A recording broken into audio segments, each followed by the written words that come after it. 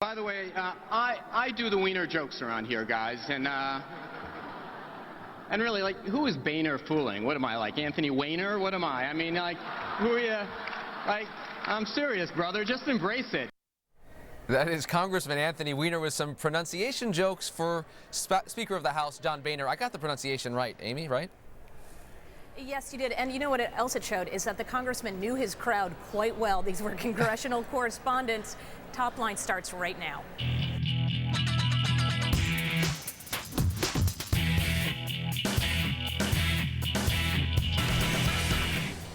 Hello and welcome to ABC News Top Line. I'm Rick Klein. And I'm Amy Walter. Every day at noon Eastern, we're right here bringing you the latest in politics up in the Senate today. It's twitter.com/Rick Klein, twitter.com/Amy E. Walter. Amy, over there in the rotunda, what is the top story today? Well, I miss you. I wish that we were sitting together like you did with John Carl. I'm maybe a little bit hurt, but I'm going to move on to my first top line instead. All right. Can't get there from here. Yes, it seems as if the budget impasse has hit another impasse. Last night we heard from the vice president saying that they had agreed to a number. The Senate Majority Leader went to the floor this morning and said they've reached a number, but they couldn't figure out how to get there. And then just recently we heard from House Speaker John Boehner saying, actually, we haven't agreed to a number. Let's hear what Reid had to say a little bit earlier today. Democrats and Republicans have agreed upon a number on which to base our budget cuts. That number is $73 billion below the president's budget proposal. Now we have to figure out how to get to that 73 number.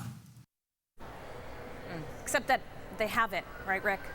That's right, and interesting math here. They've got a top-line number, top-line, good shout out there, but they don't know how they're going to get to it. That's really where the details come in, and that's where it's going to be difficult. It's going to be hard for John Boehner to get all those Tea Party members on board as well. Next up today, it is quiet no more. Senator Marco Rubio, the Tea Party freshman from Florida, is out today saying that he wants full-on intervention and commitment in Libya to ousting Muammar Gaddafi. Maybe complicated, though, by the fact, Amy, that he has said that he doesn't want to raise the debt ceiling. Might this cost a dime or two? I mean, really, what's another couple $1 trillion? I'm sure we can find something else to cut or waste and abuse somewhere in the budget. But no, it's clear that he's taking a position that not a whole lot of other Republicans are eager to jump on. Next up, the primary pushback today on a conference call and in letters. South Carolina Republican Party chairman and the Iowa Republican Party chairman pushing back on Florida, which says that they would like to hold their primary a little bit earlier. Right now, they are scheduled to hold their primary on January 31st. That would break the rules. They're not supposed to hold anything actually until March. What South Carolina and Iowa want to do to punish Florida? Take away their convention. That's right, move it out of Tampa. Now, it's not clear how many other Republicans at the RNC are agreeing to this. Already we saw from the New Hampshire Republican chairman that he's hoping we don't get that far. But it's an interesting pushback from two folks who really want to see themselves as the place where Republicans have to go and not Florida.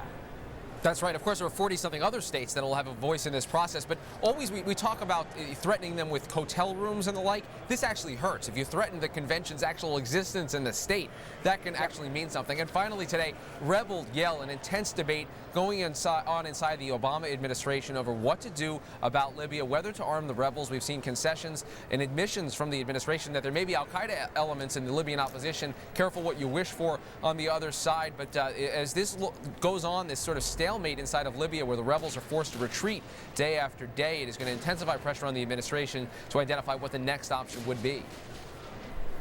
Well, Rick, that leads me directly to our guest here, Senator Ben Cardin from Maryland.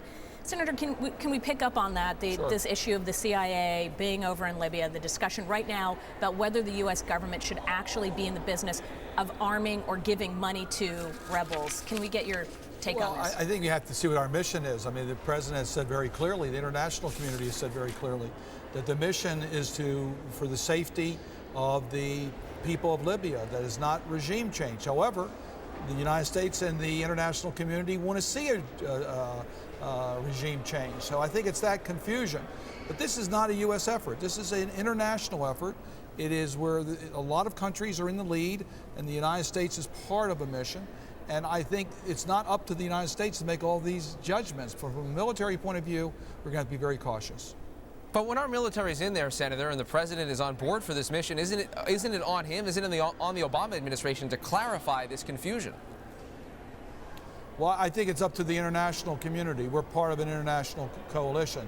It's very clear that from a military perspective, there is not a military command to take down Gaddafi. We are participating with the international community with other tools, isolation, helping the people of Libya make their own judgments. And as far as arming the rebels, the question is, what do they need? I think what they've asked for is the air cover. We're giving them the air cover. We've got to be very careful to make sure that this is an effort by the Libyan people and not by the international community. I want to switch for a second to the budget. This back and forth about there's a deal, there's no deal. What's your take on where things are, and how close are we to really talking about a government shutdown? Well, I think we're very close as far as what the leaders believe is a reasonable compromise. It's not going to be what the Republicans want. It's not what the Democrats want. This is going to be a true compromise. It's going to require votes by both Democrats and Republicans. That means there's going to be a large number that will probably vote against it. And it's going to take real leadership to get this done. I don't think we're there yet. It's not just the dollars, as the leader said. We also have to see where it's coming from, and we also have the so-called policy riders that have to be resolved. But I think we need to move it now. It's going to take several days in the House to get it done. We are close to a shutdown, and I think reasonable people have to step forward. Leadership has to really come forward. Let's get it done. If it comes down to it, Senator, and yours is the critical vote, could you see yourself voting against this bill when you know that the consequence is a shutdown, or is this a case where you're just going to have to swallow your other feelings about where these cuts go and say we have to do this for the better good? I'm all for reaching a compromise and getting it moved forward and keeping government operating, but however, there are certain principles that I've got to represent the people of my state and nation. There's certain points that I cannot agree to. There's certain things that are in the House bill that shouldn't be in the House bill. Can you talk about what one of those points? Well, I spoke on the floor today on the environmental riders that are being placed on the small business bill.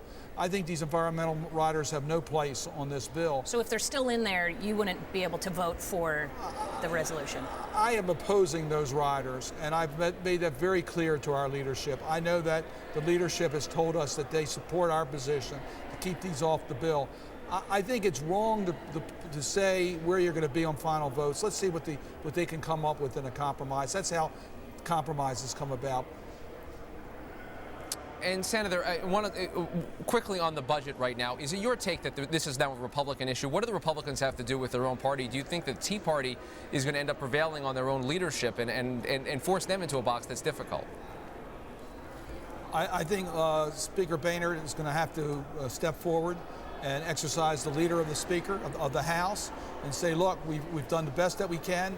This is a true compromise. There are things in here that I would like to see done differently, but for the sake of our nation, for the sake of the process, we've got to move forward and be prepared to support the budget, even though his members of the Tea Party may oppose it. All right. Senator Cardin, thank you so much for joining us on Nice Top Line. Look forward to seeing you again.